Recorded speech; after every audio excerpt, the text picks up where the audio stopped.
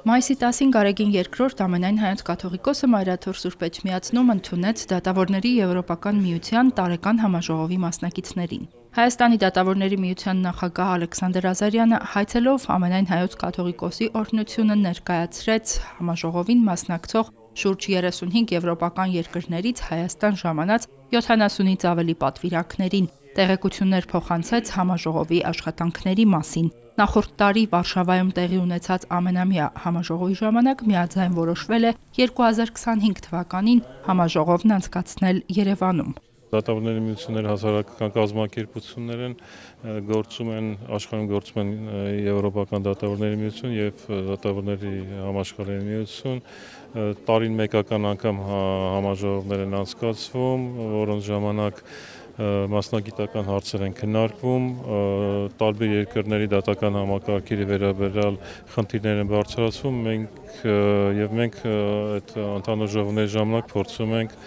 միջոցներ ձեռնարկում այդ խնդիրները լուծելու ուղղությամբ։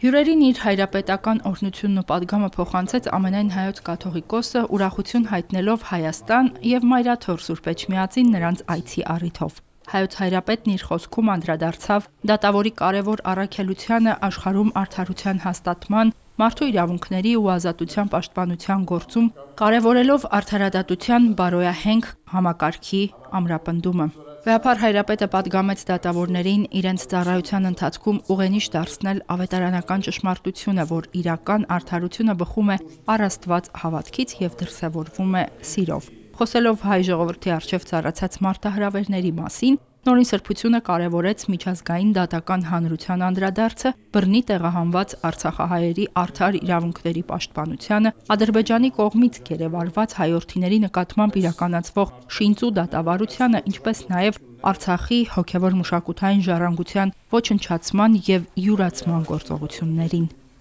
Հերմինե Հակոբյան, Հարություն Տոլանյան, Եկեղեցական կյանք։